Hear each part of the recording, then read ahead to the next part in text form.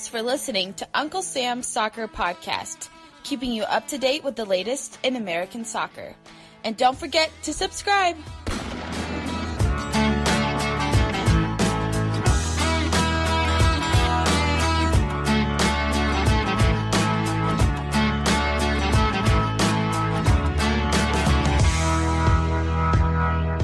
Hello everyone, welcome to Uncle Sam's Soccer Podcast. My name is Steven Jotter, and joining me today is Jake Wartroba and Arman Kafai. On today's episode, it is another interview special. We sit down with club president and CEO of New Mexico United, Peter Trevisani, to discuss all things New Mexico United in that brilliant U.S. Open Cup run. Now, if you haven't done so already, make sure you hit that subscribe button on whichever podcast platform you're on, leave us a 5-star review, and follow us at Unc Sam Soccer Pod. Joining us now on the show is New Mexico United Club President and CEO, Peter Trevisani. Peter, how are you doing? We're on the road, so I'll take it. Good to see talk to you guys today, and thanks for having me on. Peter, I guess I didn't tell you when we were talking before we hit the record button, but I am also myself from the Boston area, so from one Bostonian to the other, it's an honor to have you on the show. I know Jake and Armand are going to kill me for that, but... Steven love it. Steven makes it a point every week to drop a New England Patriots reference, so we get very annoyed by that. It's just so good, guys. You just got to go with it. By the way, I'm old enough. I don't think you guys are, but I was there when they were 2-14 out of Foxborough on cold days. So I paid my dues as a fan of the Pats. I don't feel bad for anybody that were on such a run. Yeah, but let's talk about the run you are on right now, and let's get out there. You just beat FC Dallas in the round of 16 in the U.S. Open Cup. You were there. How special was it for you? Yeah, it's. I don't think I'm going to really understand it till it's all come and gone, and many years have passed. Really, we understand it's a magical run. We feel it's deserved, and earned. And more importantly, I think we've been earning it through our hard work and our determination. And we've always been talked about the Open Cup and the importance of Open Cup, that New Mexico United has a platform to be the best team in America, and all we have to do is win, and we can be that. And that's what we're setting out to do. Peter, I want to stick with the Open Cup. I want to ask you something that Taylor Twellman touched on a few weeks ago about USL teams going to MLS arenas to play these Open Cup matches. Do you have an opinion on that take? I think, well, frankly, I think the honest truth is it gives us an advantage on the road, which might seem counterintuitive, but, we're sitting, I'll just give you an example in Dallas. We go to a very beautiful campus, SMU. They have a really nice college stadium. But, if I'm a player or I'm a coach for Dallas, what signal does that send to me? And here we are. There's 1,400 people there. You're changing the college locker room. There's no coaches locker room. The players are stepping over coaches. The national anthem's piped in over a recording. So, they've already set a tone that this is something less than maybe, the most important thing to either, to the club. And so from our point of view, I like that, because there's nothing more important right now than winning Open Cup games and advancing. And we're in a state of mind that we want to win it all. Now, Peter, actually, I was listening to an interview just this past week with Bruce Arena, actually on the local sports radio station up in Boston. And one of the hosts asked him whether or not he found it annoying to play the U.S. Open Cup. And the host kind of disregarded what the U.S. Open Cup meant and represented, just because they seem to schedule these games in a very busy time with MLS play. And Bruce Arena talked about the importance of it from a perspective of USL and even smaller clubs across America. Why do you think MLS clubs kind of disregard the U.S. Open Cup? Apart from representing lower division soccer, why do you think fans get more engaged when it comes to the U.S. Open Cup from lower division soccer? I think, it's a long conversation, but I absolutely think we've got an undervalued asset in the Open Cup, and that's at U.S. soccer's level. We've got this tournament that really decides who's the best team in America, and that is spectacular, and it includes everybody, and that inclusiveness is amazing. It's the NCAA, basketball tournament on steroids, and the fact that it hasn't been really positioned and marketed, and people haven't been educated on it, I think is a real, it's something really that needs to get worked on, and we need to put more resources on it. When I went out and talked about our team before we announced the team, or right after we announced it, before we played, I'd ask people in the room, maybe I'd speaking to 100 people, who here has heard of the United Soccer League, and maybe a third or even a half might raise their hand because they'd heard of our team. When I asked who's heard of Open Cup, I'd get one arm go up, and I think that's just a shame. At the same time, it's a huge opportunity.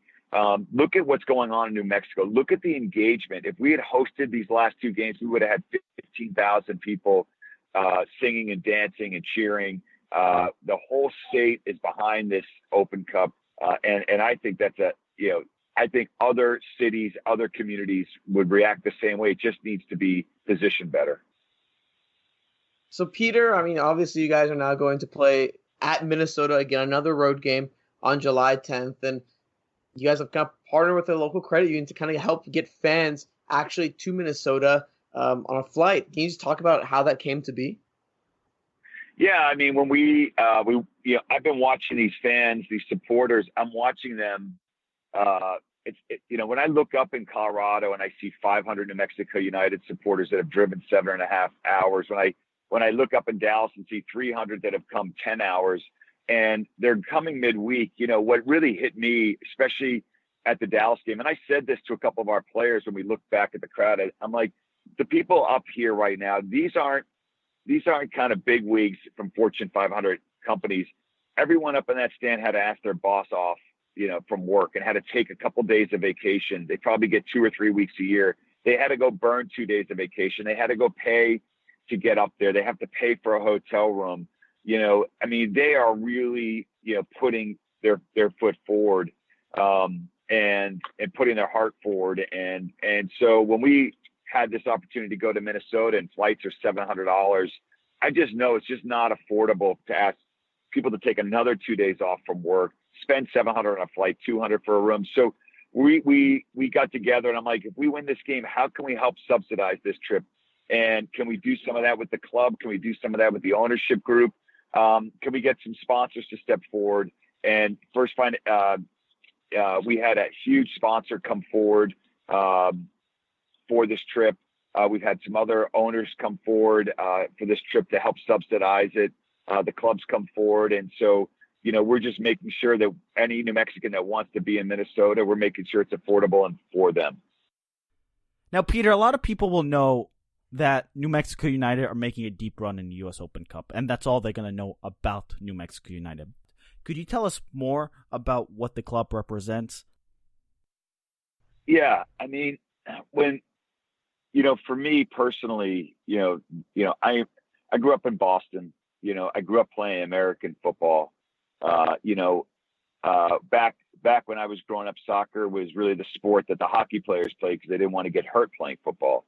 And that was how I grew up in the 70s and 80s. And so what I saw when I had a chance to live in London, England back in 1998, I heard about this little tournament called the World Cup, which I didn't know anything about. And I stumbled into a pub. Actually, I stumbled out of the pub. I walked into the pub to watch this game.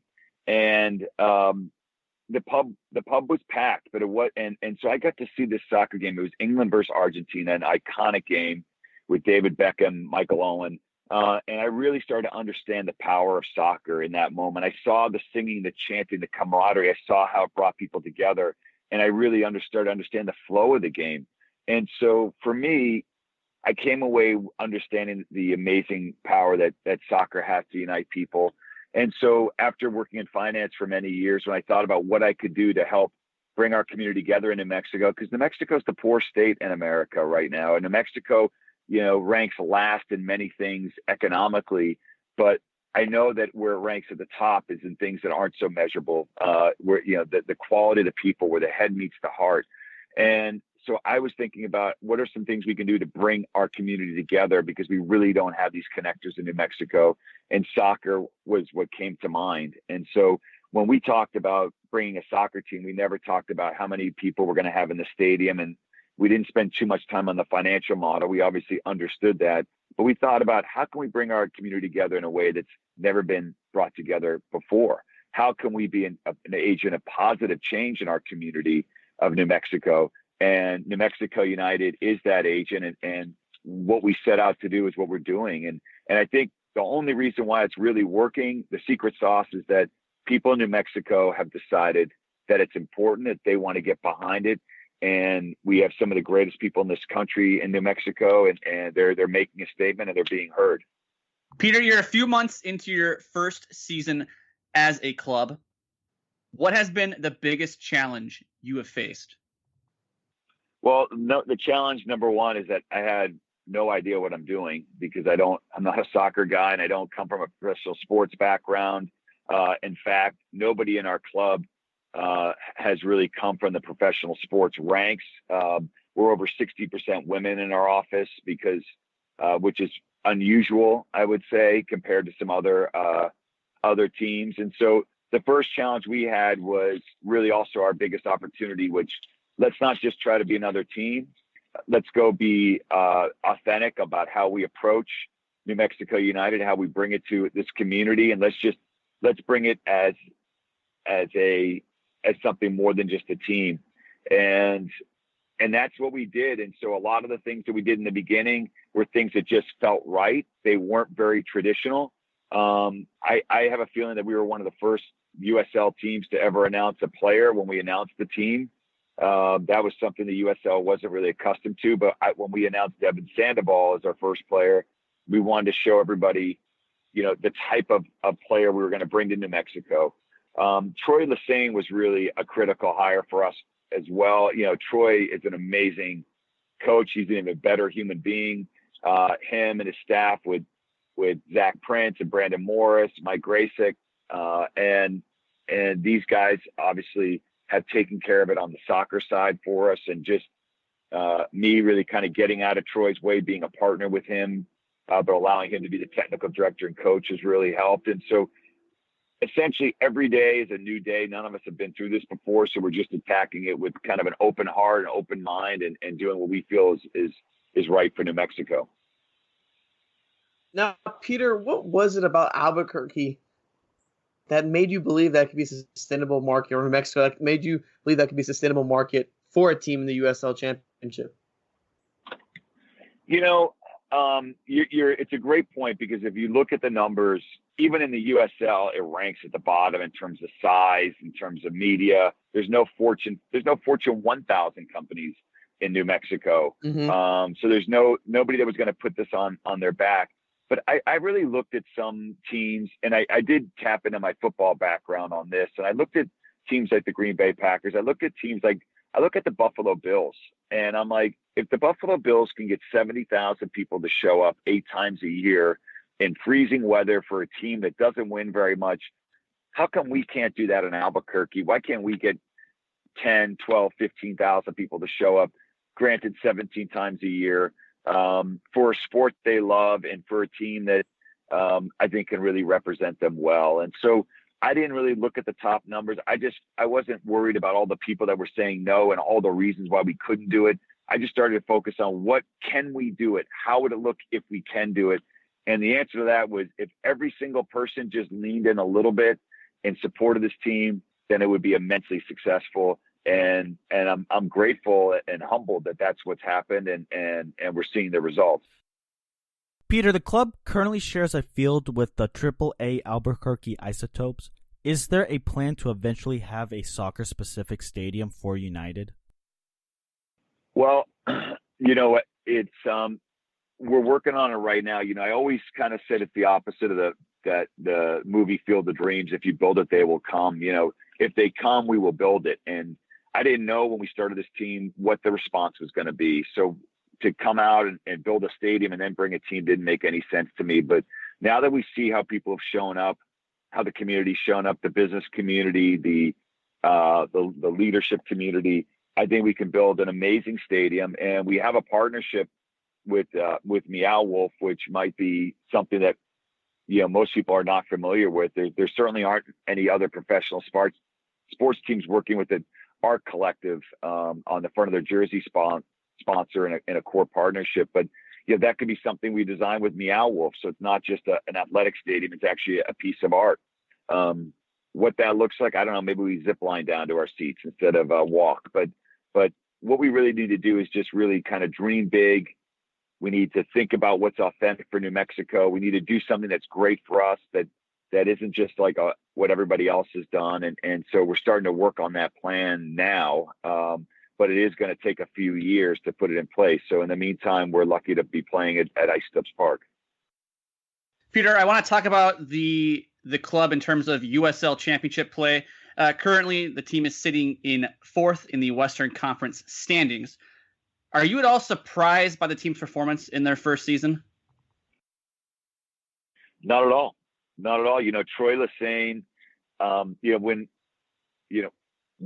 I was the one that went out and my job was to find a head coach, and I talked to a lot of people, but ultimately what I realized is that I needed to find somebody who was just as hungry to run a team as we were to build one.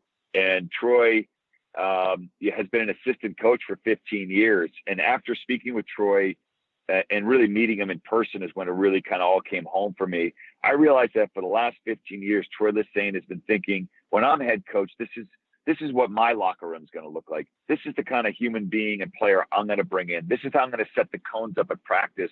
This is how we're going to give gratitude talks. So it's not just about soccer. It's about building young men into even better people, leaders, fathers and husbands and members of their community as they grow older. And so when Troy and I talked about players, he's our technical director. So with the exception of Devin Sandoval, all the players he has selected. But when he talked about the kind of players he wanted to bring in, if you look at our roster, everyone on our roster has a chip on their shoulder. For some reason, they were in a position where maybe things weren't perfect, where they weren't really necessarily always appreciated in the team before them. And Troy has been able to kind of use that as a motivator and also as a something to bring our team together. And that motivation and that desire is really showing up on the field. I think the last thing I'd say about our team and what I really, really love is that most of our players had never been west of the Mississippi, let alone to New Mexico before.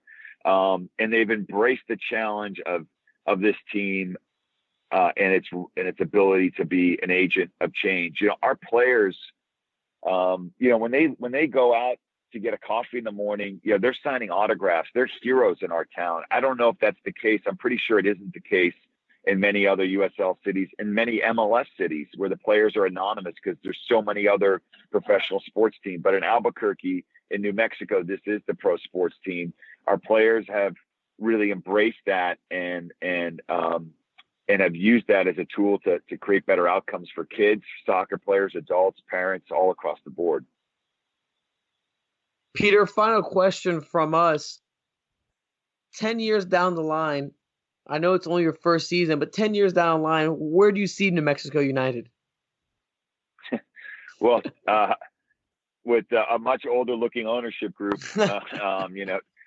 Troy and I joke, these are Obama years. We saw a picture from a year ago and a year from today. But in all seriousness, and, this might just sound like I'm trying to say something that's trite and cute, but at the end of the day, I've always thought about building a team and thinking about 100 years from now and what this team is going to look like long after I'm gone, Troy's gone, the players have, they've all moved on, and we're really setting the culture here. And so we wanted to have a style of play that will survive beyond an ownership group or set of players or a coach. And I think the style that Troy has brought really represents New Mexico. It's an intense style. It requires a tremendous amount of energy. There's a lot of risk that goes into it. It's a very exciting style of play. So we want the style of play to be set now. But we're also setting what it means if you're going to be supporting New Mexico United. A lot of we've spent a lot of time with the supporter groups, with the fan base, talking about, how do we represent ourselves the best that we can? I'll give you one example of that. After our fourth game, we had a game where we had an incident that we were winning 2-0 against Portland. It was for first place. Portland came out, scored 3 second-half goals in a short period of time. And on the third goal, penalty kick, the Portland player came over to our supporter section and taunted them, was waving at them, and a few people threw beer at the player. And Cody Mazzell came over right away and squashed it. And the heads of our supporter group, David, Carl, and AJ, they squashed it. And there was a lot of people talking about banning those people. So what we did is we looked them up on social media because we could find them. We could see them throwing things, and we kind of saw who they were. And I literally got on the phone and I called each and every one of them to let them know that that's not what we do in New Mexico. The whole country is watching us. A lot of people don't know about our state, our people. What do we want to come across as? And is that how you want to show New Mexicans? You want to show the rest of the country what New Mexicans are all about? Every single one of them said they were sorry. Every single one of them said they knew as soon as they did it that wasn't who we are, and that they were going to do better. And since then, we haven't had an incident. And so we're learning too, and we're going to set the tone that we're not just the loudest and the most intense and passionate, but we're also the most respectful. And we're gonna use that to build over the next 10 years, the next 100 years. Peter, we thank you sincerely for joining the program and giving your time. I wanted to give you the floor if you had anything else to add about New Mexico or yourself or what's coming up with the club. No, I just want to say we're all deeply grateful for the time you're giving us today, but for everyone who's been supporting us, not just in New Mexico. We're getting amazing support from people from all over the country and even outside of the country that for one reason or another, what we're doing, our team has really touched them, and they're feeling a connectedness to it. I want to thank them and let them know we really appreciate it. They're welcome to support New Mexico United. Our message is inclusiveness. Our message is for everyone. And all those messages are heard. They're part of our culture. They're helping to build our club. And we're deeply thankful for that. And we're looking forward to meeting each and every supporter when we play in their state, their town. And we hope to see them in New Mexico as well. Great, Peter. Good luck and really appreciate it. Thank you. Somos Unidos. Thanks, guys.